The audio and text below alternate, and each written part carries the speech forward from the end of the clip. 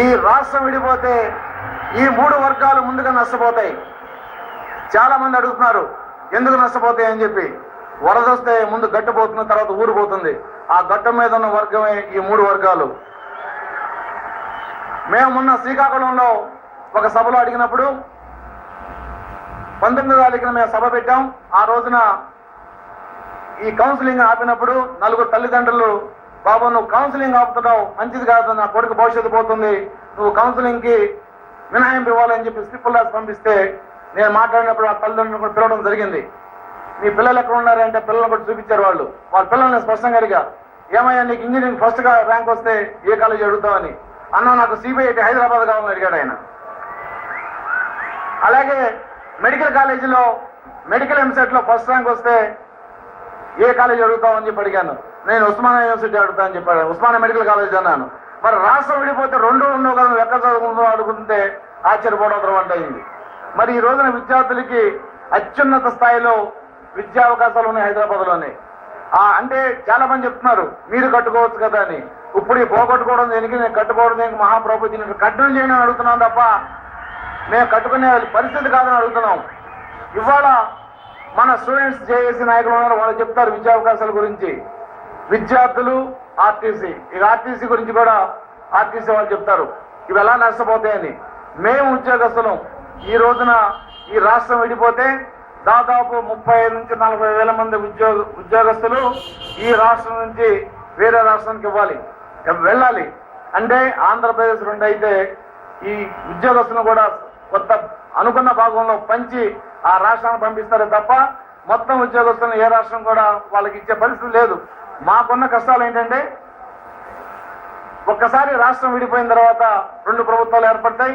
ఈ ప్రభుత్వానికి 4 ఉద్యోగస్తులు, ఆ ప్రభుత్వానికి 6 ఉద్యోగస్తులుగా పంచుకునే పరిస్థితి కూడా ఉంది.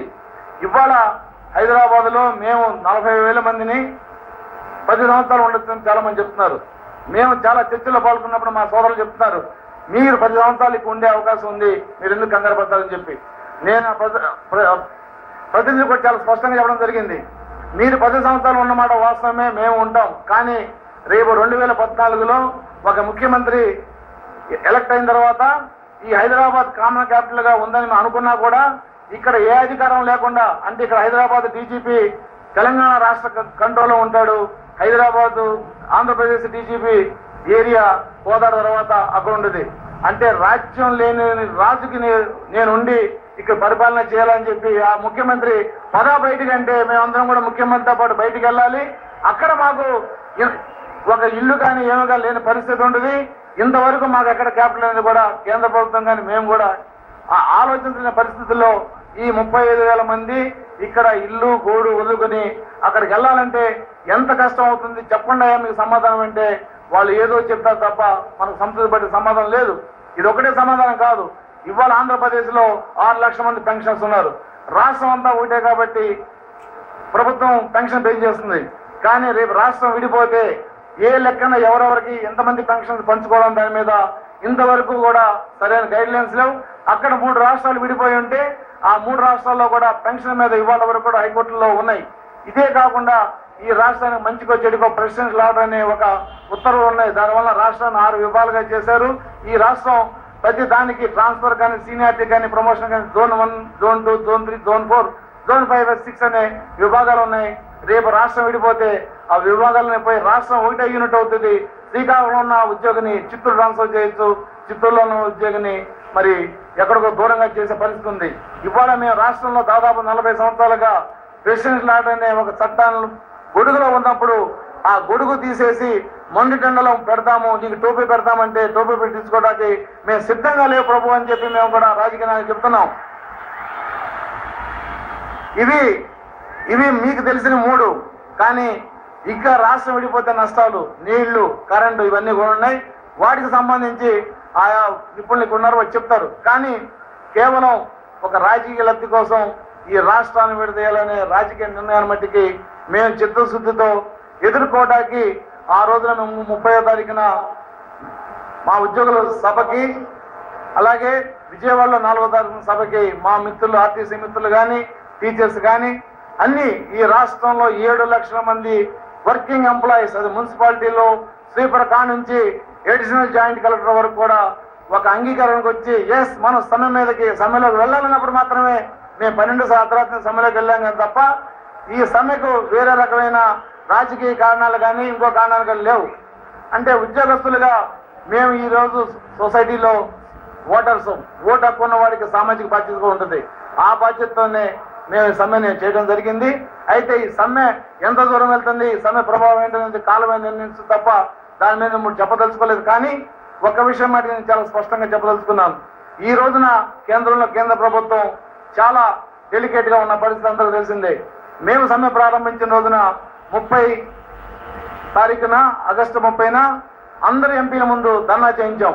ఎందుకంటే ఎంపీలు కానీ రిజైన్ చేస్తే అక్కడ కేంద్రం మీద ఒత్తిడి వస్తుంది, అప్పుడు ఈ నిర్ణయం మీద పునః పరిశీలన అవకాశం ఉంటుందని చెప్పి తీసుకొచ్చాం. కొంతమంది ఎంపీలు బయటకు వచ్చినా కూడా కొంతమంది ఎంపీలు బయటకు రాని పరిస్థితి.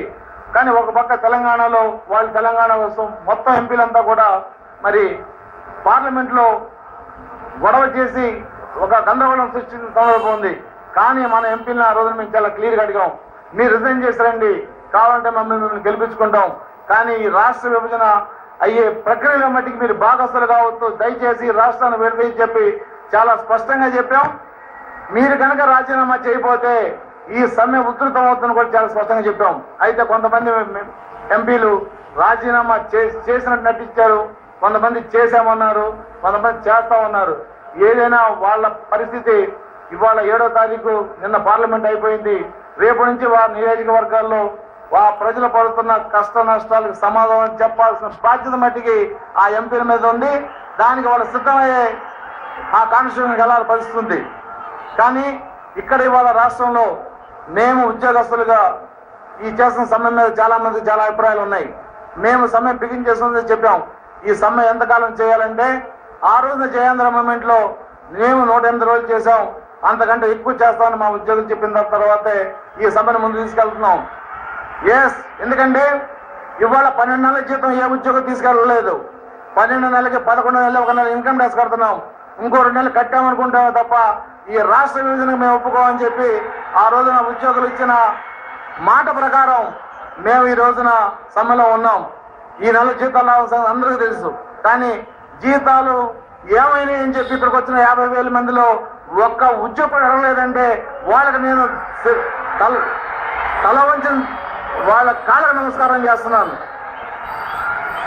ఒక్కరోజు జీతం ఆలస్యం అయితే అక్కడ ఎస్టాబ్లిష్మెంట్ గుమస్తాన్ని చొక్కా పట్టేట పరిస్థితుల్లో ఈ రోజు 7వ తారీఖు ప్రతి వ్యక్తి కూడా 1000 రూపాయలు ఖర్చు పెట్టి సభకు వచ్చాయంటే ఈ సమైక్య వాదం వెనక ఎంత నిజాయితీ ఉందో ఇప్పటికైనా రాజకీయ నాయకుల్ని ఆలోచించమని అడుగుతున్నాను.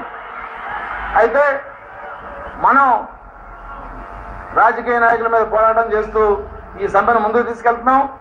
ఎక్కడా కూడా ఒక్క రూపాయి నష్టం కానీ ఒక వ్యక్తికి ఇబ్బంది కలిగించే ప్రక్రియ కానీ సమ్మెలో లేదు. కేంద్ర ప్రభుత్వంలో కూడా చాలా మంది ఈ సమ్మెను అభినందించిన విషయం కూడా మీ అందరూ చెప్తున్నాను. మేము మొన్న ఢిల్లీ వెళ్ళినప్పుడు కూడా కేంద్ర మంత్రి చెప్పారు, ఒక్క రాజకీయ నాయకుడి కాన్స్టిట్యూన్సీలో లేకుండా, ఒక్క రాజకీయ నాయకుడి డయాస్ మీద లేకుండా దాదాపు 30వ తారీఖు ప్రారంభమైన సమ్మె ఒక్క బస్సుకి నష్టం చేయకుండా, ఒక వ్యక్తికి నష్టం చేయకుండా మీరు ఇంత డిసిప్లిన్ గా సమ్మె చేశారంటే మీ నాయకత్వానికి మా అభినందనలు చెప్పడం జరిగింది. ఇది ఏ నాయకుడు నడిపించట్లేదు, ప్రజలే నాయకులు నడిపిస్తారు.